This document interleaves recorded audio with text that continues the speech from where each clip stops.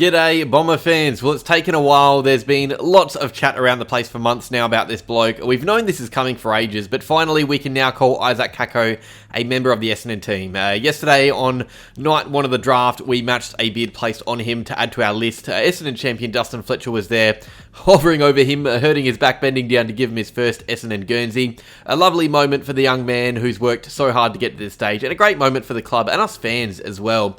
So in this video, we're going to talk about Kako joining the Dons, what it took to get him over the line, when a bid was placed, and whether or not trading away that pick 9 was a good idea, because there's been lots of talk about that. And also we're going to talk about the pick swap that took place earlier on the night, which has set us up to be a bit more active tonight. So we'll preview that a bit. We'll look at Isaac Kako first. And also, guys, for those wondering, the dinner was sublime. I'm actually filming right after that, so I'm in a little bit of a food coma.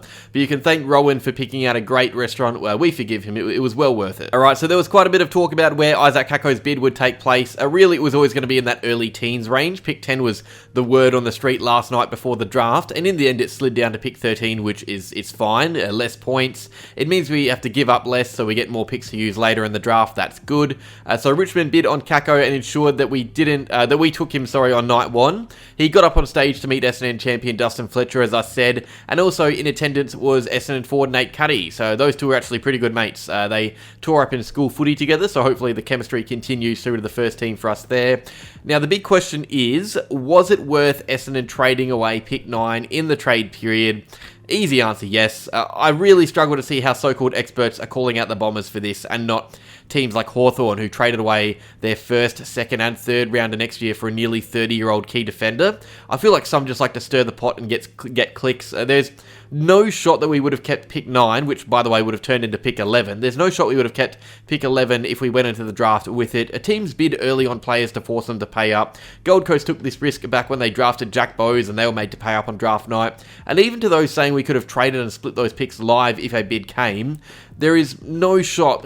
You really think we would have gotten as much as we did in that Melbourne trade if we did it live? There's no shot teams would have overspent to give us that pick split when we were desperate. I know some are cynical about the club and how it's run, and that's fair, I understand that, but criticising this decision is just not the smart thing to do. Trust me, don't trust me, trust Cal Toomey, this was the right thing to do. Alright, so a little bit about Kako, and if you want a proper video on him, I released one last week, so check that out. It's 10 minutes of me yapping on about Kako, but he is the best small forward in the draft. He's a high energy, very smart goal kicker. He lacks a bit in pressure and in size, but he makes up for it in forward craft and speed and evasiveness. Kako is really, really exciting. He is great to watch. I had so much fun watching the champs, knowing we'd be getting him.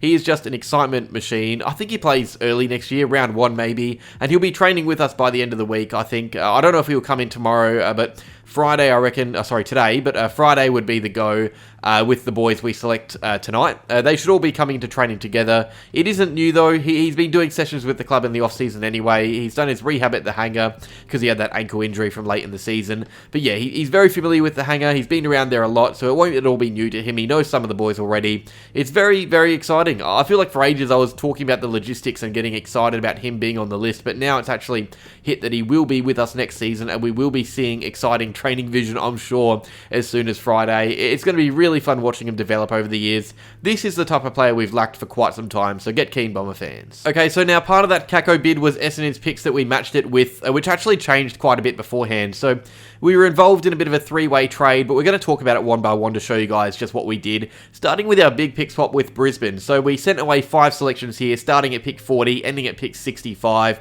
Really third-round picks. Lots of points and capital there, but nothing really that we would have wanted to desperately use. And in return, we got picks 35, 37, and 58. So 2 second rounders and a third rounder. This was done to give us more selections that we could pick players from in that second round tonight, because we realised that a Kako bid wouldn't go into those deeper picks, so we didn't need them. We sent them away, and the Lions wanted more points anyway, so they get more points with late capital, and we pick up a couple of second round picks that we can use early tonight. If we didn't do this, our earliest pick in the draft after the Kako bid would have been pick 40. It is now pick 35, and we get another one before pick 40 as well. I'll talk about our hand as a whole in a second. Alright, the second trade was a bit simpler, so we traded away pick 28. That wasn't needed as much in the Kako bid, and in return we got 32, which would be used in the Kako bid, and 47. So yeah, 32 would be eaten up in a bid instead, but instead of having 58, we upgraded to 47, so really it's just kind of changing 58 to 47. I mean, it's fine. I personally would have preferred that we use that 28 to get a future second round pick in return. That was being planned, but that's okay. We got a few more options tomorrow night because of these deals, and I'll show you our updated hand to express that. I'll show you the hand before the trade and after, because it has changed quite a lot. We've sent out so many picks. We've got so many in return. There's been changes all around. Okay, so lots of numbers coming at you. I'm struggling to keep track of them myself. So before these trades, we had 28, 31, 40, 46, 53, 54, and 65. After a Kako bid, we would have lost 28 and 31, meaning our earliest selections in the draft would have been around the 40s range, late picks. The way it stands now, we've actually improved this. We now have 37, 39, 43, and 60. So we did move up a tiny bit from those trades. It means now we have a chance to select 3 really handy players early tomorrow night. And there's some talk that trading may not be finished yet. It should also be noted, by the way, that we didn't trade into the first round. And for anyone wondering why that is, look at North Melbourne. They pretty much gave away their future first for Matt Whitlock and a future second. So yeah, trading into that first round was near impossible, and North got completely shafted because of it. So yeah, not too much big movement from Essendon. We get Kako, and now we get to wait and see who is sliding for night 2. The good news is there are quite a few who are good players who are really will likely be picking from in the draft. There are some big sliders already, some massive bolters. There's lots going on. So let's have a look at who we could be taking with our picks. Remember, we start at 37 and the draft starts at 28 tonight, so there are only 10 selections until we're on the board, and then we have 3 in the space of 6 or 7 picks. But let's look at some of the names available. Alright, well, the big one still available is Joe Shanahan, someone we've been heavily linked with. I wouldn't be surprised if we try and package some picks to move up and get him. Alex Dodson still available if we wanted a ruck. Tom Gross, that's a player we could find handy, that up and back smaller forward or mid. Jack Whitlock didn't get taken on night 1 like his brother, that's surprising, 2-meter forward. Angus Clark is still around, and now they're not on the list here, but there are some other defenders like Jackson Artemis, Lockie Jakes, Harry Charlson, so expect us to try and take one of those guys as well, possibly. I reckon the keys, though, that's where it's at. You got Harry O'Farrell, James Barat, Noah Mraz, Tom Sims, Clancy Dennis, and then you got smaller guys like Christian Moraes and Jack Out to round it out. Lots of name dropping, but the point is there is still real talent left in this draft, and we are re-entering it at a really good time for key position players and rebounding defenders. So that's really promising for us. We'll have some fun watching who we end up grabbing with our second round picks tonight.